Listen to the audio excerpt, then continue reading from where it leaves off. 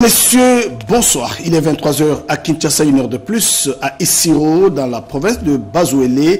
Merci de nous choisir pour vous informer. Un seul titre ce soir. Le gouvernement congolais décline l'invitation de Thabo Mbeki, appelant à des pourparlers en Afrique du Sud. Vous suivrez la réaction du ministre de la Communication et Médias, Patrick Mouyaya, dans ce journal.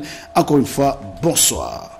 Le président de la République, Félix-Antoine Tshisekedi Tshilombo, a lancé ce jeudi la campagne agricole 2025-2026 à Menkao. Nous sommes dans la commune de Maluku. Pour le chef de l'État, l'agriculture reste l'une des priorités de sa vision. Rachel Foutou et Roger Dieye étaient dans la suite du chef de l'État. La revanche du sol sur les sous-sols n'est pas qu'un simple slogan pour le président de la République, Félix-Antoine Tshisekedi Tshilombo. Le chef de l'État a lancé ce jeudi 28 août la campagne agricole 2025-2026 à Menkao, à l'est de Kinshasa, dans la commune de Maluku. Accueilli par une vive ovation de la population et des partis politiques présents, le chef de l'État Félix Tshisekedi a donné le go du début des travaux agricoles dans les différentes provinces de la RDC. C'était en présence de plusieurs autorités tant politiques que coutumières. Monté à bord d'un engin de marque Case 125 de la société Congo Motors, l'un des partenaires de ces grands programmes, le président Félix Tshisekedi a labouré quelques arpents de terre pour lancer officiellement la campagne agricole. Bien avant cette cérémonie de lancement agricole, plusieurs discours ont marqué cette importante manifestation organisée par le ministre d'État, ministre de l'Agriculture et Sécurité alimentaire, Moïndo Nzangi, sous le haut patronage du chef de l'État, Félix Tshisekedi, partant du slogan « La révolution agricole agressive ». Le patron de l'agriculture a, dans son discours, salué l'implication personnelle du président de la République dans le secteur de l'agriculture, dans le but de nourrir durablement les Congolais. Je voudrais vous dire, ce jour de lancement de la campagne agricole 2025-2026, que notre pays a une chance particulière, celle d'avoir un président visionnaire. Il a mobilisé les fonds de tous les bailleurs de fonds qui existent, la Banque mondiale comme la Banque africaine de développement, comme il vient d'être dit ici. Il ne s'est pas arrêté là. Il a fait une commande colossale des engins agricoles, les tracteurs que vous voyez devant vous. Il est maintenant de notre responsabilité en tant qu'exécutant de faire notre part. L'agriculture, c'est la priorité, puisque personne d'entre nous ici ne peut faire 2 jours sans manger. Donc nous sommes obligés tous les jours de recourir aux produits de l'agriculture. Les agents de l'agriculture ne doivent pas être la risée du monde. Ils doivent être valorisés. Les témoignages émouvants des agriculteurs ont également été salués par l'assistance. Nabimi premier nambala namakie ferme nange zaliawa na kotakate mobondo chef na komi koluwe na yango bato bazana simana yo toyebi bango bazapiao ba kolo mobondo baya kozwa bango tala ba tracteur akitoko pesi biso tozana posa to banda kosala musala na biso. Après ces lancements, devront suivre les travaux agricoles dans chacune des provinces de la RDC pour la marche de l'année 2025-2026. Nous allons nous rendre dans la province du Maniema. Le vice-premier ministre, ministre de la Défense, Guy Kabombo Modianvita, poursuit sa mission d'itinérance dans cette province. Il enchaîne de descente sur descente pour sensibiliser la population à faire face à la menace de l'ennemi. Le détail, c'est avec Sandra Nyangui Tabou. Infatigable et résolument engagé, le vice-premier ministre, ministre de la Défense nationale et des anciens combattants, maître Guy Kabombo Modianvita, poursuit sans relâche sa mission d'itinérance dans la province du Maniema. Loin des bureaux climatisés de Kinshasa, c'est au cœur des réalités du terrain qu'il entend redonner corps à la réforme du secteur militaire et offrir des réponses concrètes aux attentes des forces armées de la République démocratique du Congo et des populations. À Tomenga et à Katako, dans la chefferie de Kayulu, il a visité les sites de cantonnement des troupes. dans l'objectif d'évaluer les conditions de casernement souvent précaires. Au camp Makuta, le constat est amer. Spoliation du domaine militaire, déguerpissement des familles et des soldats sont contraints de vivre dans des conditions indignes en dehors de leurs capacités économiques. Une situation que le vice-premier ministre a promis de corriger. Il s'est ensuite rendu à l'hôpital militaire de la garnison de Kindu. Face au manque criant des matériels et produits médicaux, il a débloqué immédiatement de fonds et a annoncé la construction prochaine d'un hôpital militaire moderne dans le cadre du vaste programme de modernisation des infrastructures de défense. Déterminé à être proche du peuple, Maître Gikabombo Modianvita n'a pas hésité à s'arrêter à plusieurs reprises sur la route dans une zone encore sous tension à cause des groupes armés Wazalendo. Il a dialogué avec les habitants, les rassurant quant à l'engagement du chef de l'État à restaurer la paix et à protéger chaque citoyen. À Kindu, il a présidé une réunion élargie du comité provincial de sécurité en présence des députés nationaux élus du Maniema, où la question cruciale de la gestion des Wazalendo a été longuement abordée. Son Excellence, Monsieur le Président de la République, m'a dépêché pour m'enquérir personnellement de la situation sécuritaire qui prévaut. Face à cette situation très préoccupante, relever le défi de la stabilité, de la paix et de la sécurité devient primordial dans notre pays. Il s'avère impérieux de mutualiser nos efforts pour une riposte collective et efficace. Il a également reçu en audience les leaders communautaires, les notables et autres représentants de la société civile, montrant que la défense nationale ne se limite pas aux armes, mais s'ancre aussi dans l'écoute, le dialogue et la proximité.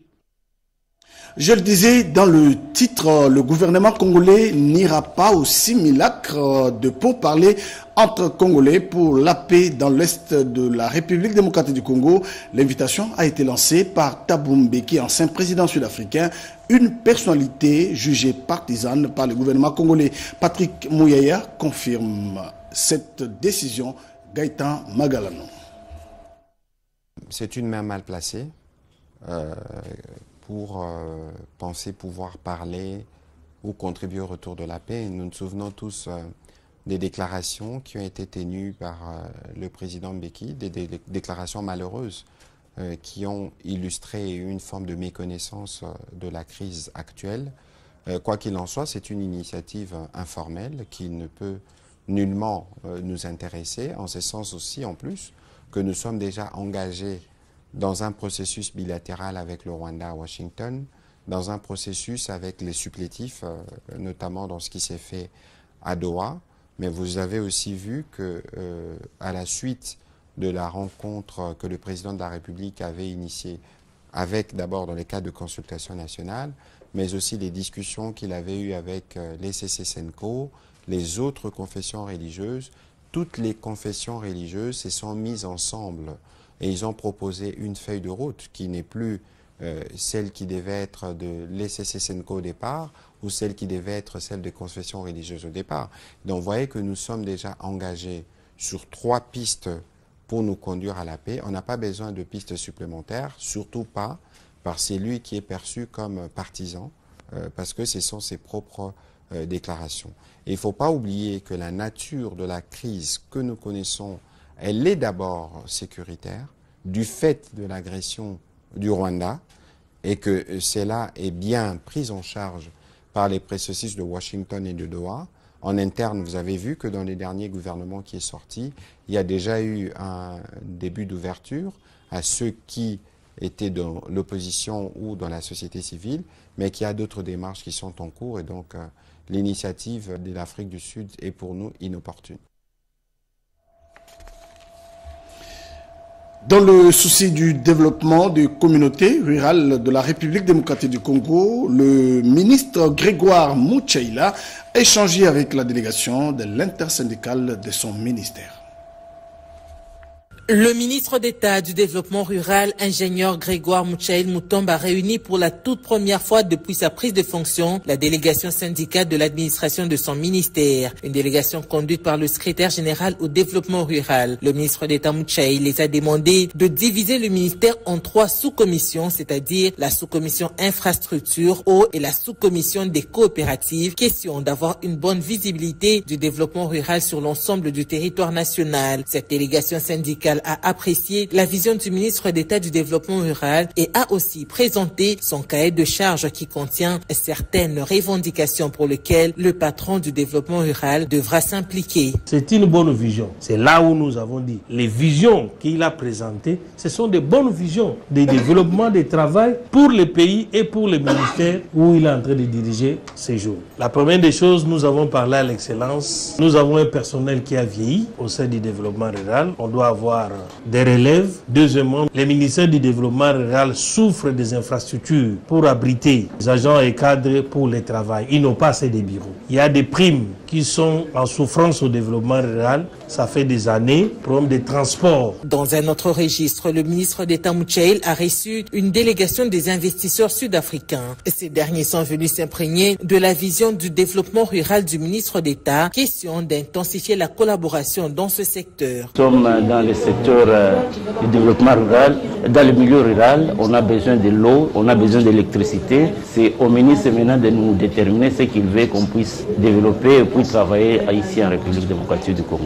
Parce qu'il a identifié aussi les projets pilotes qui doivent commencer dans le milieu rural et il nous a fixé par rapport à ça. Le patron du développement rural, ingénieur Grégoire Mouchaïl Moutombe, qui travaille sans relâche pour la matérialisation de la vision du chef de l'État, Félix Antoine Tshisekedi Tshilombo, a prêté une oreille attentive à toutes ces initiatives visant à booster le développement rural. Et puis, le ministre de l'Emploi, Travail et Prévoyance, Ferdinand Massamba, a échangé avec l'ambassadeur de la Chine en République démocratique du Congo, Zhao Bin, sur le renforcement de la coopération entre Kinshasa et Beijing. Willy Atunakov nous en donne les détails. Le raffermissement des relations de coopération bilatérale entre la RDC et la Chine, particulièrement dans les secteurs de l'emploi et travail, était au cœur des échanges fructueux que le ministre Ferdinand Massamba a eu ce jeudi 28 août en son cabinet avec l'ambassadeur extraordinaire et plénipotentiaire de la République populaire de Chine en RDC. Occasion pour Zhao Bin de présenter au nouveau patron de l'emploi en RDC le projet de coopération dont l'évolution des travaux de construction du centre de formation ultramoderne de l'INPP Kolwezi dans la province du Lualaba. Je profite aussi de cette occasion pour échanger avec lui sur la bonne relation de coopération qui existe déjà entre le ministère du Travail et de l'Emploi et la partie chinoise, en particulier un projet très important, un projet d'aide sous forme d'aide au développement, celui du centre de formation de Kolwezi, qui couvre une superficie de 11 000 mètres carrés, avec 11 pavillons, 3 ateliers et 10 laboratoires. Donc la construction est en bonne voie.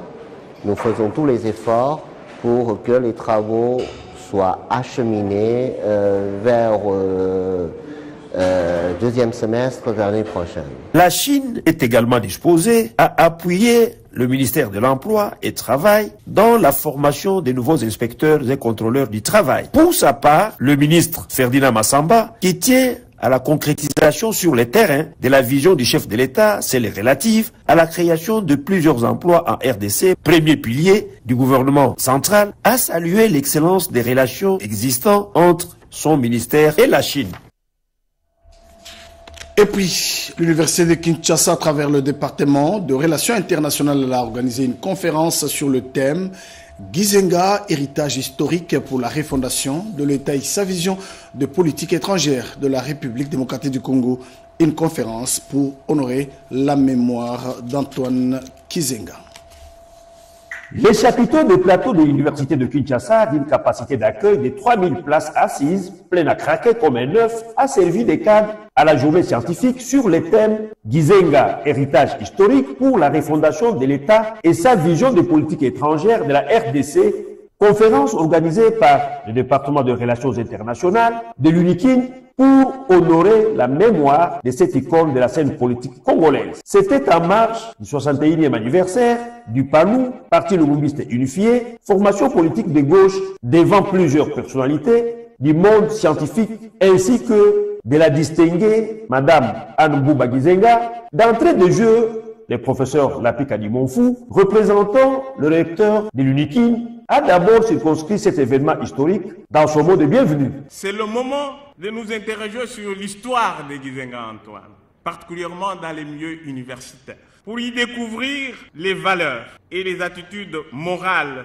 que l'éducation civique doit promouvoir pour atteindre les exigences de la citoyenneté responsable et de la participation à la construction de la RDC. Ensuite, le ministre du Tourisme, Maître Didier Mazenga Moukandou, dans sa casquette de secrétaire général, chef du parti et président du regroupement politique AAC Palou, fils idéologique et actuel successeur valable d'Antoine Gizenga, est revenu sur la lutte combien noble pour la liberté, l'indépendance et l'intégrité du Congo, menée par les pères fondateurs du Palou. Grâce à la détermination de militantes et militants, de pérenniser les idéaux de nos pères fondateurs, la succession du patriarche Antoine Gizenga est aujourd'hui assurée valablement par ma modeste personne. Le parti Lumumbiste Unifié Palou en cycle a donc pour idéologie le socialisme démocratique, qui se veut être une doctrine politico-socio-économique qui se comprend comme une ligne pour le partage équitable des richesses entre les filles et fils du pays. Enfin, plusieurs panélistes ont exposé sur les différents sous-thèmes le professeur Julien Tazi, honorable Mende Omalanga, professeur Émile Bongeli, Frédine Kita et le chef des travaux Robin Gambi. Vous le savez, à quelques jours de la rentrée scolaire sans assistance, certains élèves ne retourneront pas à l'école par manque de fournitures scolaires. La Fondation du Fleuve a remis un lot important de fournitures scolaires à certains élèves de la capitale. Yvette Makuntima. Permettre à chaque enfant de reprendre le chemin de l'école avec le minimum de fournitures scolaires essentielles, cet objectif noble a toujours tenu à cœur la Fondation du Fleuve avec son initiateur Soulé Kaouka, qui vient de procéder à la remise des fournitures scolaires à une dizaine d'écoles de la capitale. Moment unique pour encourager les enseignants qui font, selon lui, un métier noble. C'est une façon pour nous de contribuer à ce que chaque enfant connaisse ce que c'est l'éducation de base, qui est quelque chose de très très important dans la vie d'un homme, dans la vie d'un être humain. Et ici, aider ceux qui n'ont pas les moyens de s'équiper en fourniture scolaire pour pouvoir accéder à l'école. Donc nous sommes à la 7e année, je crois, consécutive de cette campagne. Nous avons commencé en 2017 ou 2018. À tous les enseignants, nous savons ce que c'est ce métier noble, ce travail de procurer aux enfants une bonne instruction, une bonne éducation. À ces messieurs et ces dames, nous disons merci et nous leur, en tout cas, jetons des fleurs de loin. 8 ans déjà dans l'appui à l'éducation de base, et cette structure n'entend pas en rester, mais faire plus pour contribuer à la consolidation de la gratuité de l'enseignement, vision constitutionnelle portée par le chef de l'État, Félix Antoine Tshisekedi Tshilombo. Et puis, autre chose à présent, Odem Panda nous amène à l'Assemblée provinciale de Kinshasa. La masculinité positive prônée par le chef de l'État doit être capitalisée par les femmes de la République démocratique du Congo. En tout cas, c'est ce qu'en pense l'honorable Germaine Tignama qui a réfléchi avec les femmes de la capitale sur leurs responsabilités. Éveil patriotique de la femme congolaise, ce thème était un choix judicieux pour la conférence de réflexion qui a réuni les femmes. Parmi les intervenantes, l'honorable Germaine Chinyama Nzolantima, vice-présidente de l'Assemblée provinciale de Kinshasa et coordonnatrice interfédérale de la REP Kinshasa, développa la thématique de la participation par quota au véritable pouvoir. Elle a rappelé que la masculinité positive prônée par le chef de l'État Félix Tshisekedi n'est pas une faveur, mais plus encore une responsabilité, engageant ainsi hommes et femmes à bâtir ensemble une société plus juste. On doit changer notre façon de vivre. Moi, j'ai eu peut-être la chance, je dirais la grâce, parce que je suis une chrétienne, je suis tombée dans un parti où il n'y a pas de problème fantastique. La rencontre tenue en présence du secrétaire général d'AREP, maître Camille Kalele Richard, a été marquée par la distinction de l'autorité morale de cette formation politique, maître Guilo Andomboyo, sacré champion en genre en 2025, avec un prix qui lui a été décerné par l'ONU Femmes.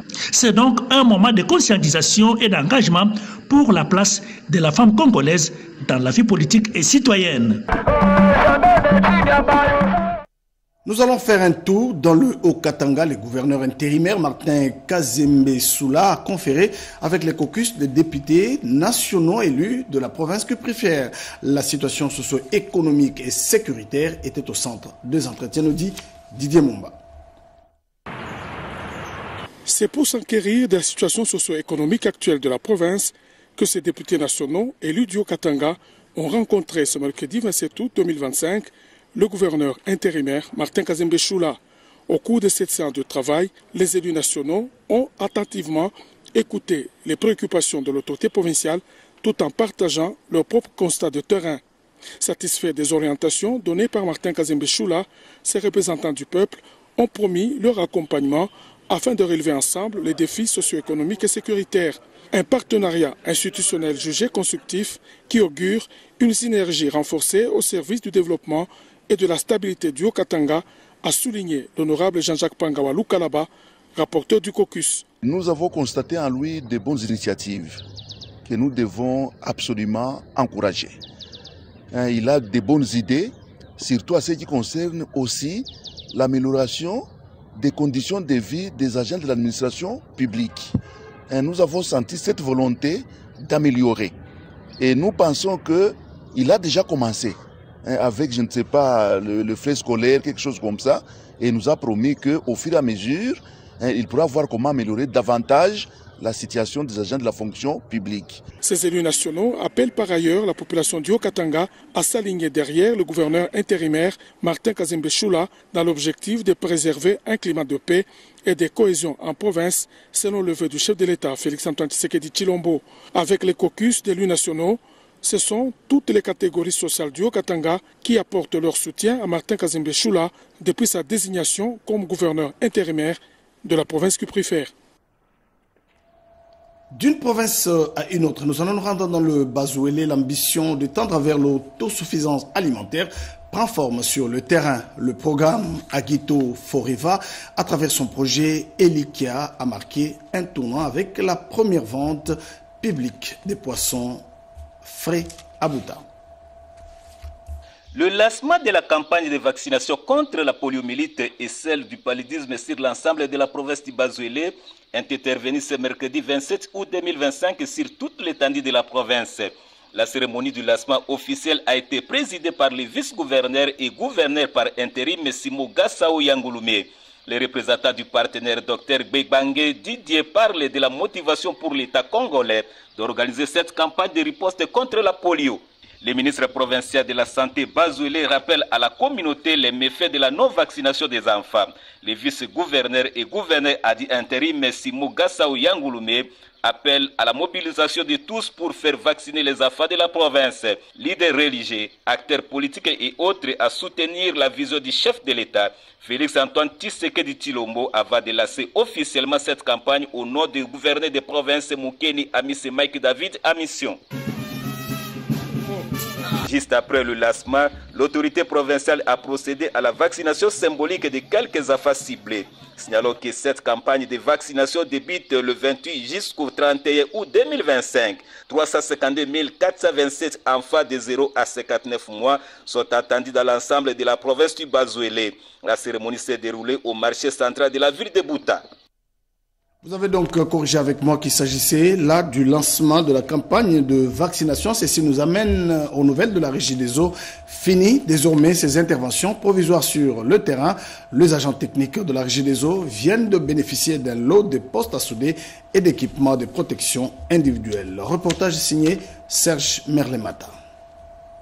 Lors de cette manifestation, une délégation de la direction générale, la régie des OSA, constituée des directeurs chefs des divisions en charge de la communication, a été dépêchée sur les lieux, question de procéder à la supervision de cette cérémonie, des remises de ces équipements, des soudages et autres accessoires de protection individuelle acquis sur fonds propres sous la direction de l'actuel comité de gestion dirigé par le directeur général David Chulumba Mutumbu et son adjoint Jean Bosco Mwakaindeli. L'événement a connu la participation des plusieurs cadres de cette entité, tout en remerciant la haute hiérarchie de la régie des OSA pour cette nouvelle acquisition et d'été régionale. La régie des eaux Kinshasa-Est, Alphonse Kamonaï Lukunga, a exhorté l'ensemble de son personnel à utiliser ces équipements, les confier avec soin, prudence et attention. Que nous avons au réseau, beaucoup, c'est en acier, et en tant que déjà vieille, ça a beaucoup de fuites.